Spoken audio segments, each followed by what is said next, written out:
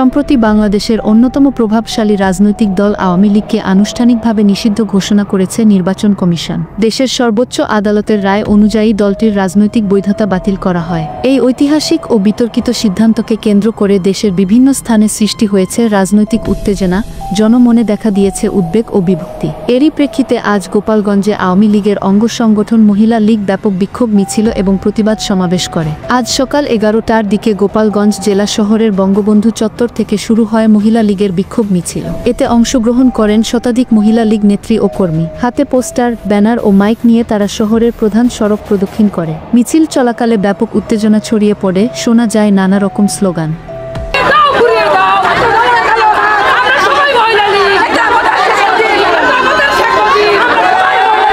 বিক্ষোভকারীরা আওয়ামী লীগ নিষিদ্ধের সিদ্ধান্তকে দেশবিরোধী ষড়যন্ত্রের অংশ বলে উল্লেখ করেন। তারা বলেন, এই সিদ্ধান্ত দেশের গণতন্ত্র, স্বাধীনতা ও উন্নয়নকে প্রশ্নবিদ্ধ করেছে। মিছিল চলাকালে তারা গণতন্ত্রের কবর রচনা চলছে, ডক্টর ইউনূসের বিচার চাই, আওয়ামী লীগকে ফিরিয়ে দাও, ষড়যন্ত্রকারীদের বিরুদ্ধে প্রতিরোধ গড়ে তোলো, এই ধরনের স্লোগানে গগনবিদারী আওয়াজ তোলে। বিশেষ করে তারা ডক্টর মুহাম্মদ ইউনূসকে এই সিদ্ধান্তের পেছনে মুখ্য ষড়যন্ত্রকারী হিসেবে চিহ্নিত করে বিভিন্ন মন্তব্য ও স্লোগান দিতে থাকেন। কেউ কেউ অভিযোগ করেন, ডক্টর ইউনূস আন্তর্জাতিক মহলের সহায়তায় দেশের রাজনৈতিক ধারা ধ্বংস করতে চাচ্ছেন। প্রতিবাদ সমাবেশে মহিলা লীগের গোপালগঞ্জ জেলা শাখার সভাপতি রোকেয়া সুলতানা বলেন, আওয়ামী লীগকে নিষিদ্ধ করার অর্থ হল এই দেশের গণতন্ত্রের গলা টিপে হত্যা করা। মুক্তিযুদ্ধের চেতনা, স্বাধীনতার নেতৃত্ব এবং দেশের অগ্রগতির মূল চালিকা শক্তিকে নিশ্চিহ্ন করার জন্যই এই ষড়যন্ত্র করা হয়েছে। আমরা এই অন্যায় সিদ্ধান্ত মানি না এবং ভবিষ্যতে আরও বৃহত্তর আন্দোলনের প্রস্তুতি নিচ্ছি।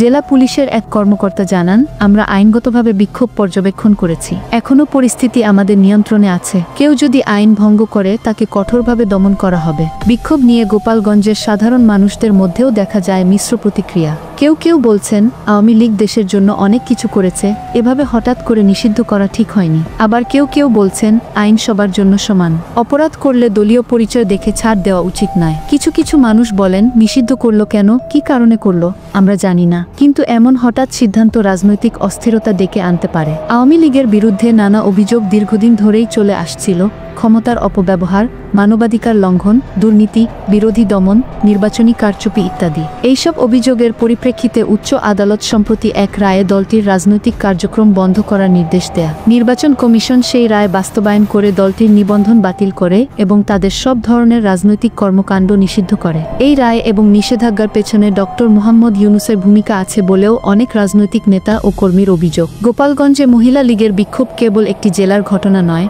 এটি দেশের রাজনীতিতে এক নতুন অধ্যায়ের সূচনা হতে পারে। আওয়ামী লীগ নিষিদ্ধ হওয়ার পর তাদের কর্মী সমর্থক যে চুপ করে বসে থাকবে না, সেটাই আজকের বিক্ষোভ তা প্রমাণ করে দিল।